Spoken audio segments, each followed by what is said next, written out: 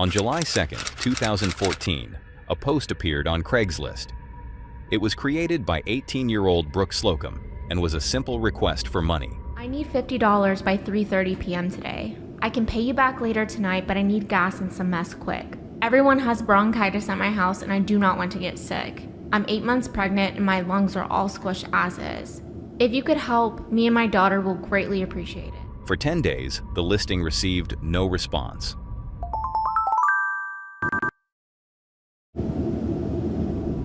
Then, at 10:08 p.m. on July 12th, Brooke received an email from someone using the name Mike's Hard. "I can host. What are you thinking? I'm 25. The message was in response to additional ads she had posted around the same time, in which she offered sex in exchange for cash. According to friends, Brooke was not doing this willingly. Her boyfriend at the time, 25-year-old Charles Oppenheer, allegedly pressured her into it and accompanied her to these meetings.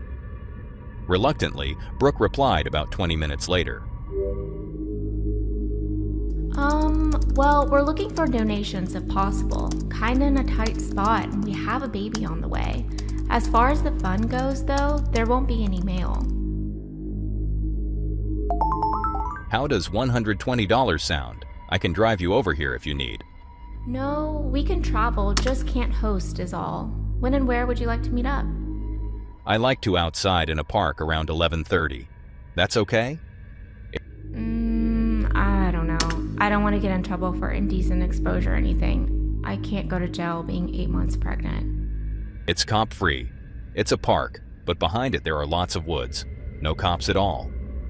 That final email came in at 10:59 p.m., and it was clear that Mike's Hard wanted to meet that very night. Brooke agreed, and the couple headed to Gizon Park in Wyoming, Michigan.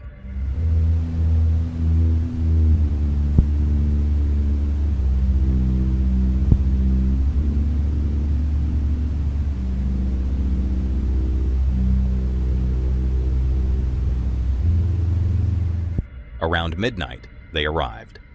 Mike pulled in shortly after. Believing this was just another arranged encounter, Brooke and Charles approached him without hesitation. Within minutes, Brooke was overpowered, restrained, and forced into the trunk of his vehicle. Charles attempted to intervene, but the confrontation escalated into violence. At some point during that struggle, Charles was killed. His body was dragged toward the woods, dismembered, and concealed beneath debris. With no witnesses present, the man drove away, Brooke trapped in the trunk.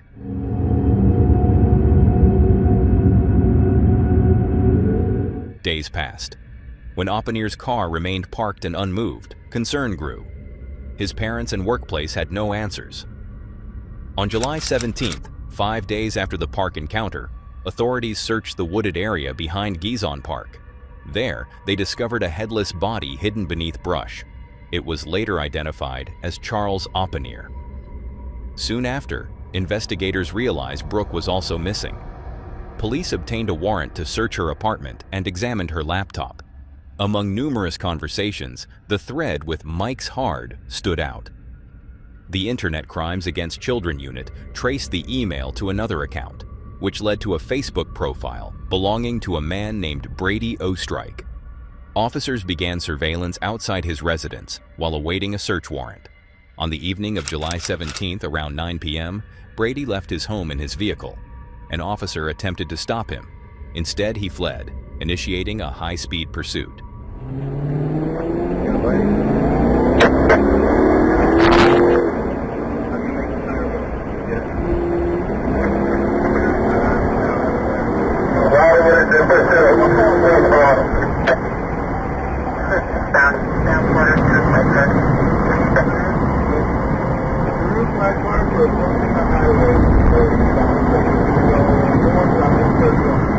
The chase ended when he crashed into a concrete barrier.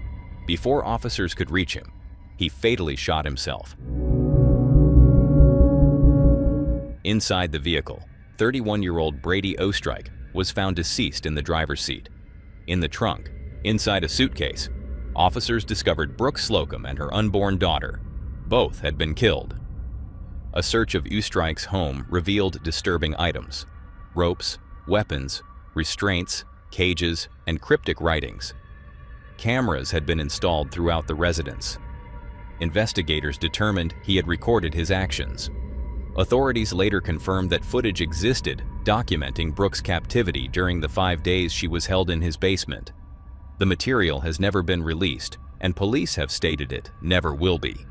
Years later, Charles Oppenier's head was found along a rural road approximately 17 miles north of Gizon Park. What began as a simple online post asking for money ended in the deaths of 3 people, following days of captivity and violence carried out by a man operating behind a false identity. The case serves as a grim reminder that online anonymity can conceal unimaginable danger. The recorded footage remains sealed, considered lost media that may never surface, and given its nature, perhaps that is for the best. If you found those clips disturbing already, then brace yourself for what you're about to see next. Quick interruption. If you're enjoying this video, why not hit that subscribe button? We're on a mission to hit 500,000 subscribers, and when we do, 3 lucky fans will win a limited edition CreepyVids hoodie or shirt. Right now, 61.4% of you watching haven't subscribed yet. It's completely free, and your support helps us make even more awesome videos. So, don't miss out. Subscribe now, and let's get back to the video.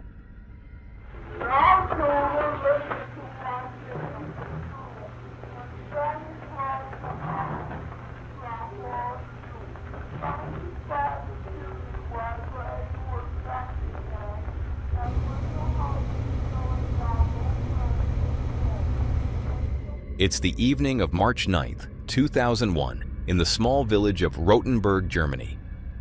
Inside a modest home, a man lies deceased in a bathtub. He's been here for 3 hours now, lying in a pool of his own blood. His reproductive organs are gone. His throat has been slit wide open. And needless to say, this scene is absolutely revolting. What led to this moment? A grim chapter of the early internet, one of the most disturbing corners to ever exist online. In the early 2000s, there were countless forums and websites dedicated to fringe fetishes, some harmless, others unspeakably dark. Among them was a site called Cannibal Cafe. Yes, you heard that correctly. It catered to self-proclaimed cannibals, people who legitimately fantasized about consuming other human beings. The site was an unchecked cesspool, a breeding ground for pedophilia, vorophilia, and other extreme fetishes. Of course, the site claimed that everything posted there was just fantasy. But was it really? In early 2001, a user going by the name Frankie began posting on Cannibal Cafe. He was searching for something specific. Or rather, someone. I'm searching for a young boy between 18 and 25 years old. If you have a normal body, I'll butcher you and eat your flesh. It was disturbingly blunt. And this post just sat there, floating in the dark depths of the internet for days.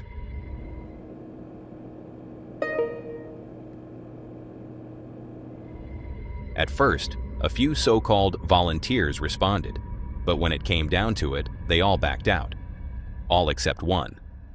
A computer engineer named Bernd Brandis. Unlike the others, Brandis wasn't interested in consuming others. He wanted to be consumed, and he wanted Frankie to do it.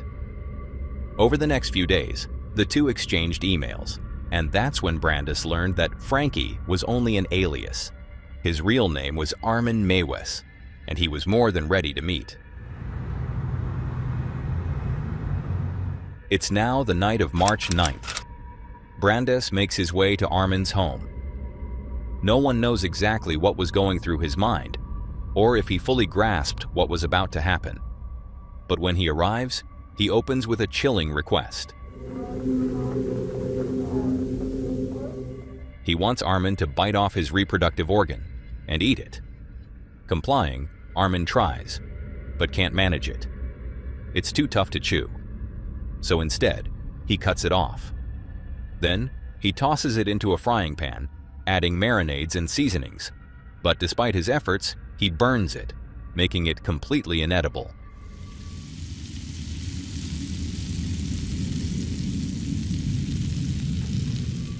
Growing weak from blood loss, Brandis is escorted to the bathroom. There, Armin places him in the bathtub. He gives him a cocktail of painkillers and alcohol. And finally, he slits his throat, kissing him on the forehead as Brandis fades away. For the next 3 hours, Brandis remains there, lifeless, as Armin calmly reads a Star Trek novel. And disturbingly, every single part of this night was done with Brandis's consent. Over the next few days, Armin dismembers the body, storing the remains in his deep freezer next to nothing more than frozen pizzas and a dead rat. Even more disturbing, the entire process was filmed on video, every detail, immortalized on a single VHS tape. Over the next 10 months, Armin consumed more than 44 pounds of Brandis's flesh, cooking the body parts whenever he desired. And then, he returned to Cannibal Cafe, boasting about what he'd done in explicit, horrifying detail. But this is where trouble finally caught up to him. In December of 2002, another user on Cannibal Cafe saw Frankie's disturbing posts and reported them to the police. A raid was launched on Armin's home. There they found body parts and that infamous 4-hour videotape. Armin was immediately arrested, but his case presented a unique legal challenge. There were no clear laws in Germany for prosecuting something like this. After all, Brandis had been a willing participant. Still, Armin Maiwes was eventually convicted of murder. He admitted he did it for sexual gratification. Today, he remains incarcerated in Frankfurt, where he will likely spend the rest of his life. And that videotape? It has never been released to the public, deemed too graphic to ever be shown. Only the courtroom has seen it, and the rest of us are left to imagine the horrors it contains. Honestly, I'm not sure how to feel about this entire story. Yes, Brandis wanted this to happen, but at the end of the day, he was still murdered. What is certain is that Armin Maiwes is a deeply depraved man, a man who facilitated a scenario that never should have occurred. And because of his actions that night, one of the darkest lost media cases in internet history was born, but not as disturbing as this next horrifying case.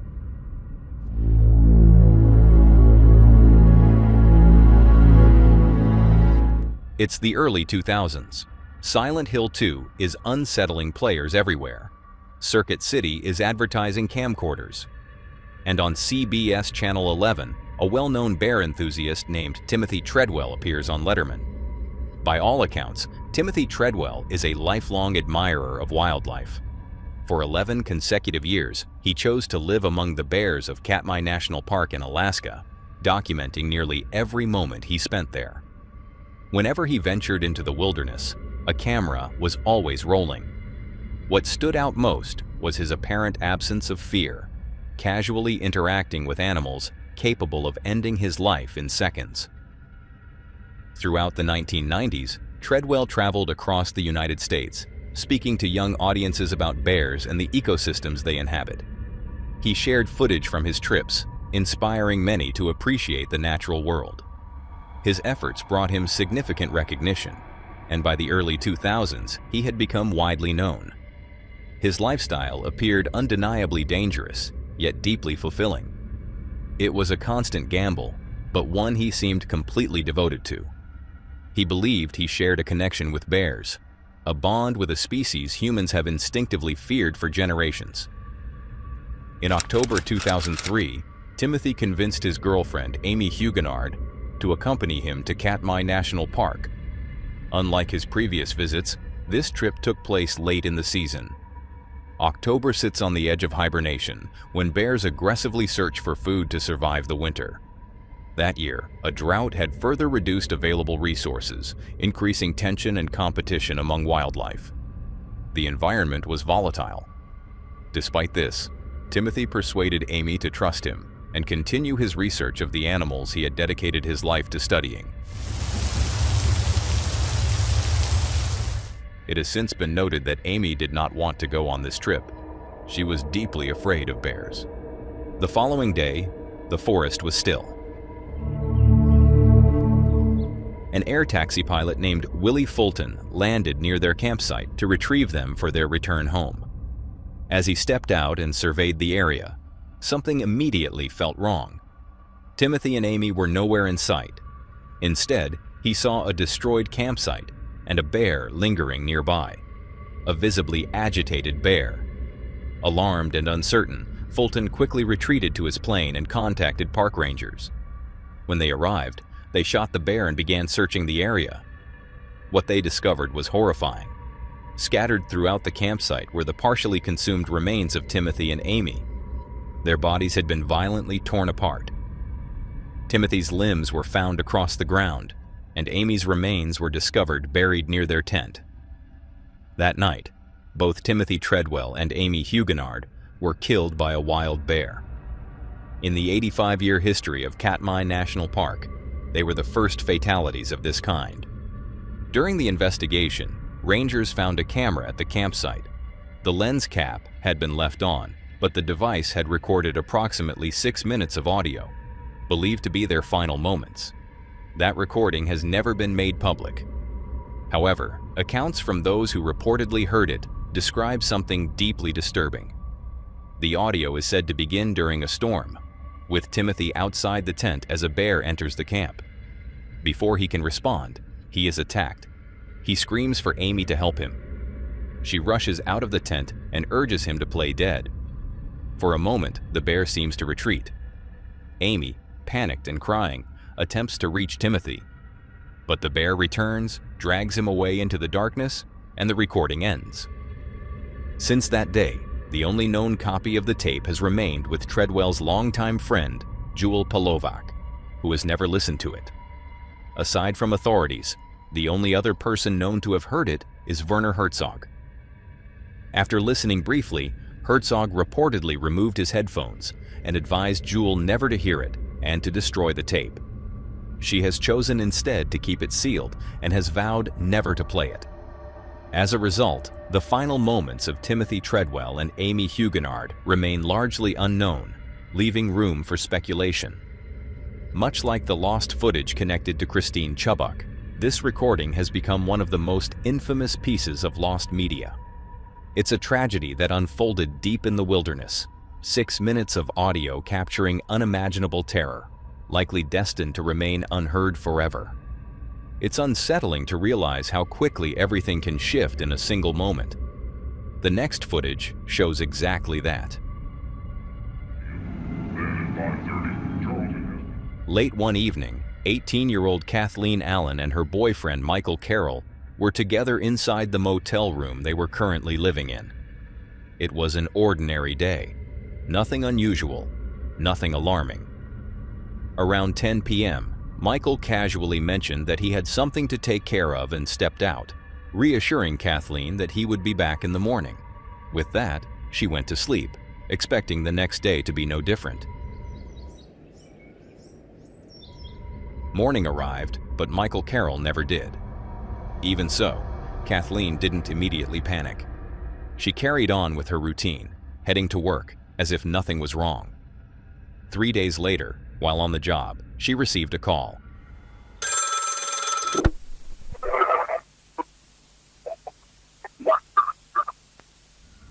The caller was a man who claimed to know where Michael was. According to him, Michael had been involved in a shooting and would not be coming home. Stunned by the news, Kathleen told her boss she needed to leave. Given the circumstances, she was allowed to go. Shortly after, she was seen hurrying into the parking lot where a bearded man approached her. The two spoke briefly before Kathleen climbed into his car. Moments later, he joined her inside, and the vehicle drove away, never to return.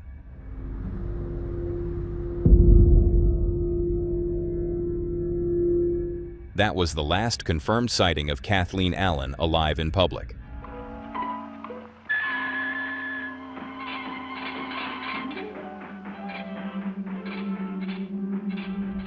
Leonard Lake was born on October 29, 1945, in San Francisco, California. In his early childhood, he appeared intelligent and relatively unremarkable.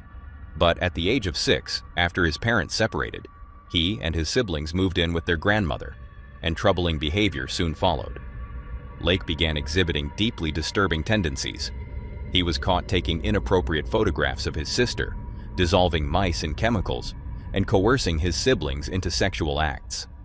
Shockingly, his grandmother failed to intervene. Growing up in a fractured home only intensified his unhealthy fixations. Left unchecked, and at times seemingly enabled, those obsessions deepened as he grew older.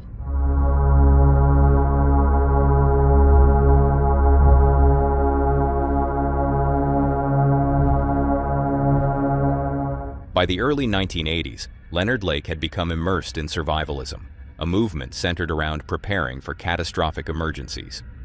He harbored an intense fear of nuclear war and repeatedly attempted to construct bunkers at various residences. In 1981, he placed an advertisement in a survivalist magazine seeking a partner to join him.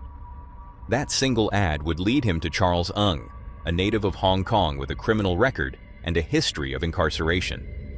The two quickly formed a partnership, engaging in crimes such as firearm theft, which resulted in brief prison sentences. After their release, they relocated to Wilseyville, a wooded town where Lake once again built a bunker near his cabin. With help from locals, the structure was completed. Inside, he stored illegal weapons and also installed video recording equipment throughout the space.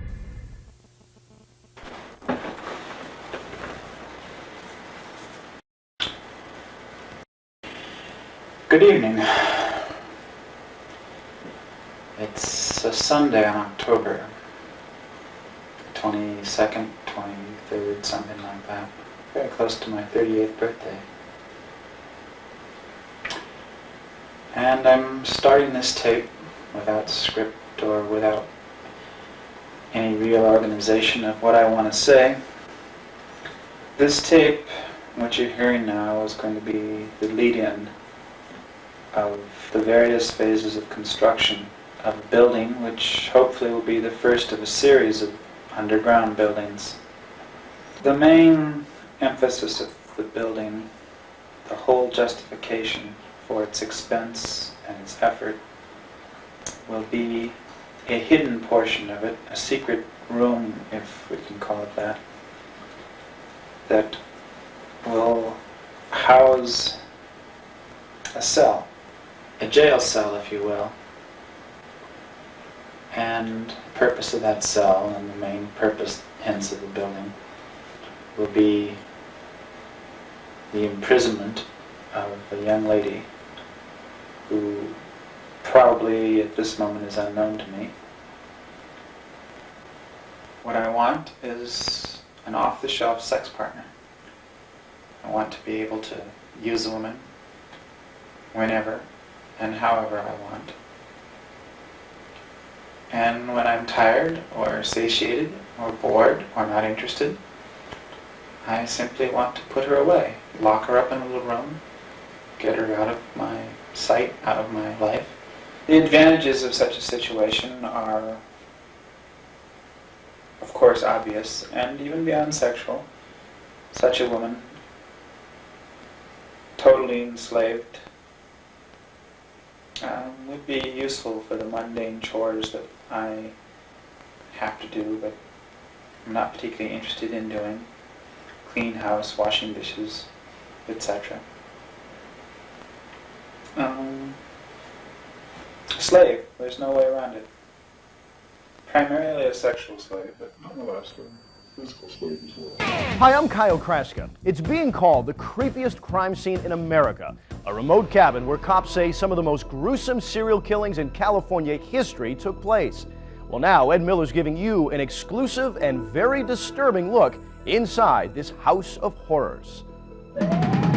First, they were kidnapped, then robbed, raped, and killed.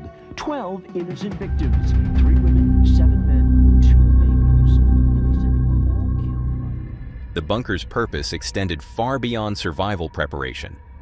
Lake and Ng developed a disturbing fixation on captivity. Lake claimed he needed women to serve him after a nuclear disaster and openly expressed hatred toward them. Over time, the two abducted victims and held them inside the bunker, documenting everything on VHS cameras placed in nearly every room. The woman mentioned earlier, Kathleen Allen, was not a random individual.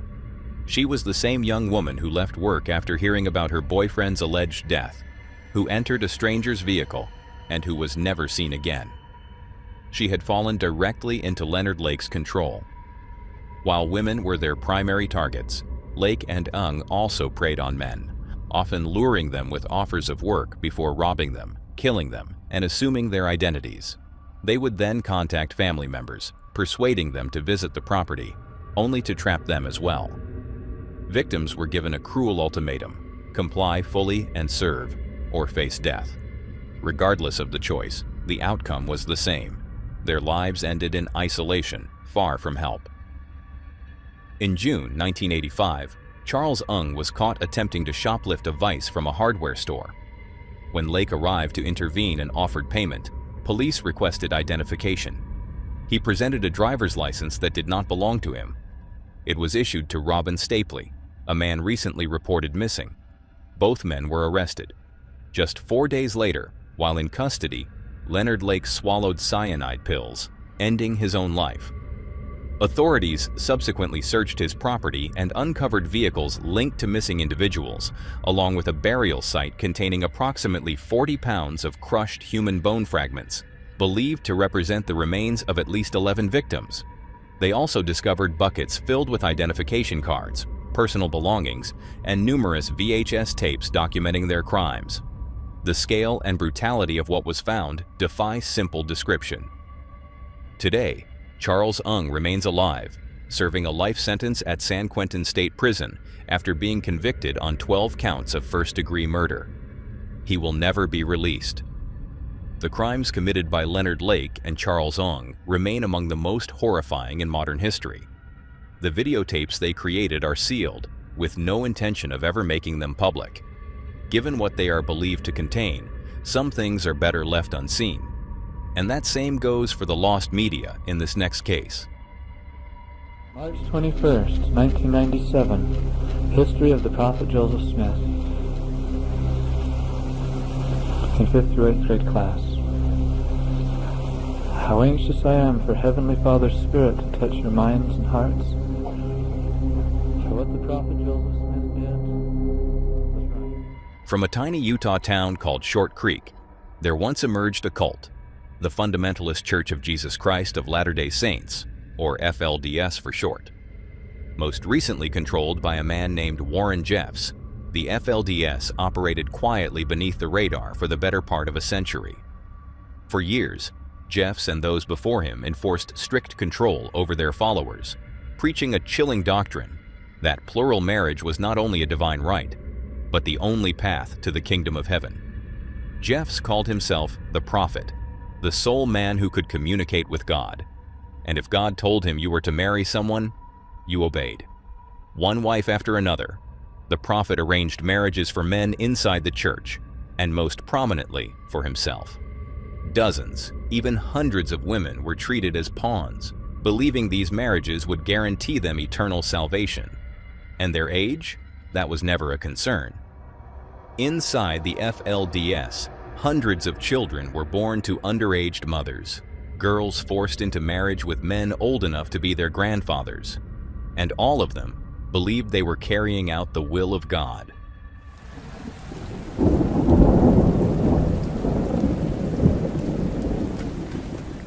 The story of the FLDS is among the darkest I know, and like many groups of its kind, they've destroyed and sealed away countless pieces of media, records of the horrors they committed.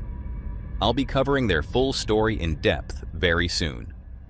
But for now, they're not the only reason we're here tonight.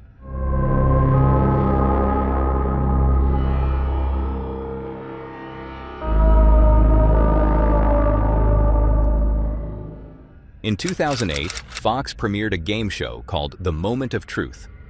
The concept was simple, but brutal. Contestants would answer deeply personal, often controversial questions in front of a live studio audience for an ever-growing cash prize. Before appearing, each contestant was hooked to a polygraph. Their answers on stage would be measured against this test, meaning, if you lied, everyone would know. Answer truthfully, and the prize grew larger. Answer falsely, and your secrets would be exposed, broadcast to the world. By its very nature, this was a show designed to go downhill, fast. In August 2010, a contestant named Melanie Williams took the stage for episode 9 of the show's second season. But unlike the players who came before her, Melanie carried a dark, disturbing past. While living in a polygamous community, did you know of any underage girls who were married to adult men? Yeah. That answer is true.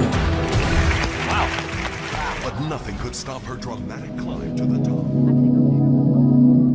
She had grown up inside the FLDS. She had witnessed firsthand the atrocities committed against the women and children within. To this day, Season 2, Episode 9, Melanie's first appearance, is lost. The episode has been scrubbed from existence. All that remains is a brief promotional trailer, hinting at the shocking details she revealed. But interestingly, Melanie returned for Episode 10, which does survive in full. And in this episode, she faced a moment no one on the show had ever reached before.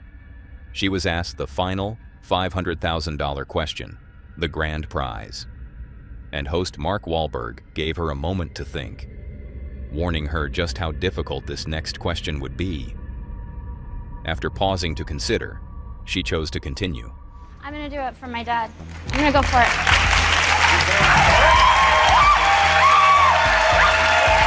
You're going for it? Holy moly! Are you okay? It's a tough question, excuse me. But it's a tough question for me. It's a tough question. Tears welled in her eyes as she heard the question. Her father, sitting beside her, looked on in confusion, unsure what could possibly be causing such a reaction. Hadn't she already revealed enough? Okay. For $500,000, Melanie Williams. Question 21. Do you believe your father, as an adult, has ever had sexual relations with a minor?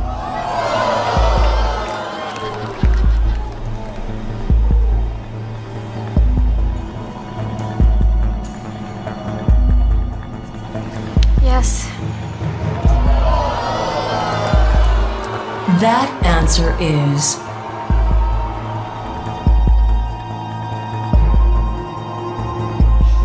true.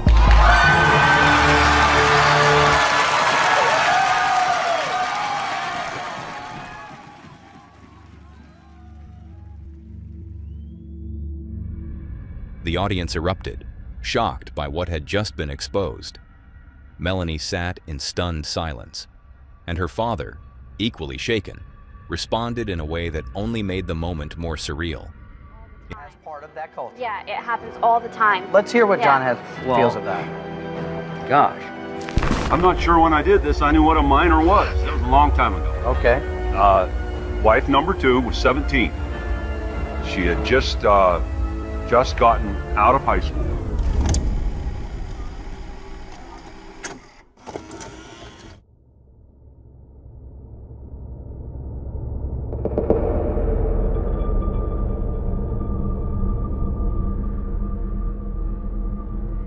In January 2011, about 4 months after this broadcast, Melanie posted on her personal blog, hoping to clear up lingering questions about her appearance. In her post from January 7th, she revealed that her father had lied on air. The girl they had discussed wasn't 17, as he'd claimed. She was just 14. Her name was Joy. And as far as we know, Melanie's father was never investigated, never charged. Melanie herself has not posted further updates. Even now, this broadcast stands as one of the strangest and most haunting moments I've ever seen on mainstream television. And I wouldn't be surprised if it helped hasten the show's cancellation. Because even if Season 2, Episode 9 is never recovered, Melanie Williams succeeded in exposing the crimes of one of the world's darkest cults on live television in front of thousands. A cult that fought desperately to keep its depraved history hidden. A cult that manipulated and abused women and children for more than a century. All beneath the so-called will of God. Did you find these cases disturbing? Then take a deep breath and prepare yourself for the next disturbing case. It's October 1999, and in the south end of Fort Worth, Texas, something strange is happening. Residents begin to notice a certain smell lingering in the air. At first faint, then overwhelming. It's nauseating, repugnant, a pungent wave of rot that quickly spreads through parks, homes, and businesses. It becomes inescapable. And soon, people are left wondering, what could possibly be causing this? Worried and disgusted, residents contact the authorities, desperate for answers. The smell had come on so quickly. So, where was it coming from?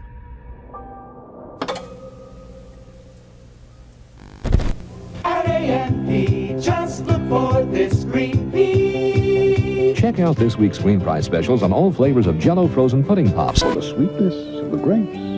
At Ralph's, you expect this kind of quantity. One is... It's like my mother always told me, get what you want, but get it at Wallbounds.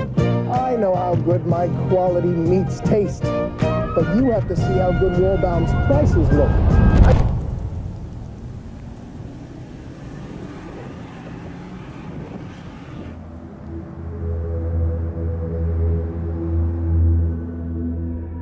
At the corner of Hemphill and West Fogg Street sits an abandoned building.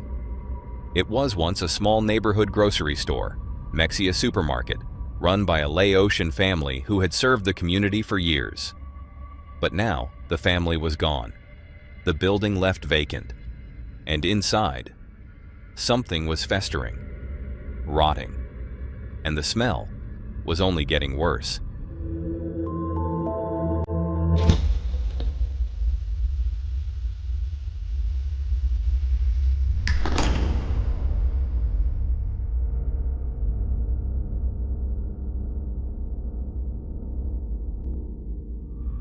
Inside the store, what had once been shelves of food had become a biohazard nightmare.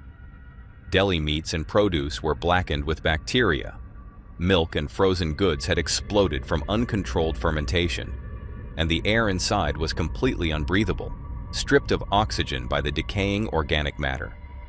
The building had become a breeding ground for maggots, roaches, rats, and thousands of flies, a scene straight out of a nightmare. And all of this had been left to rot for nearly 3 months. In the days that followed, the Fort Worth Health Department officially declared the site a health hazard, sparking a massive cleanup operation. But there was a problem. Because of the live rodents, millions of insects, and the buildup of hazardous gas, they couldn't simply demolish or burn the building. If they did, everything inside would scatter into the surrounding homes. So instead, a crew was hired to clean it, by hand.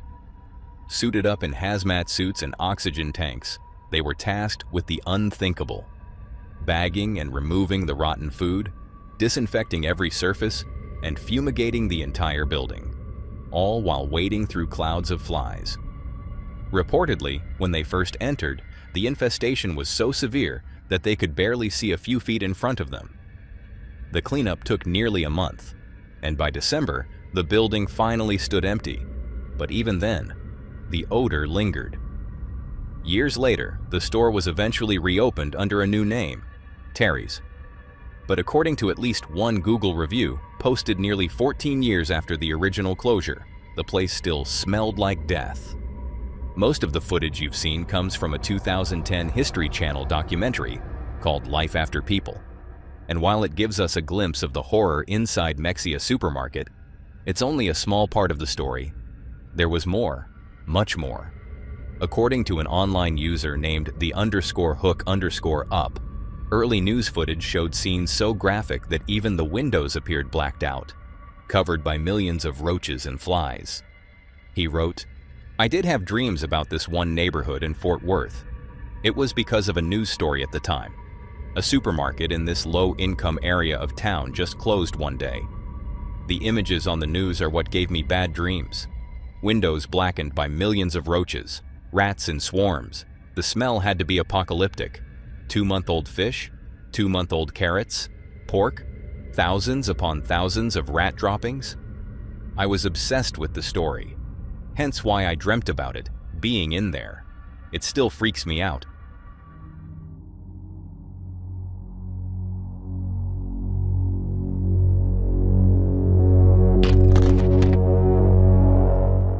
To this day, only about a minute of footage survives, showing the true nightmare left behind inside Mexia supermarket. And while rumors of other archives exist, those tapes seem to have vanished into broadcast history. With more attention growing around this bizarre case, perhaps someday those lost recordings will resurface. But for now, this is all we have. And it may stay that way for years to come. That's all for today, folks. If you want to see more of this creepy content, click on the video on screen.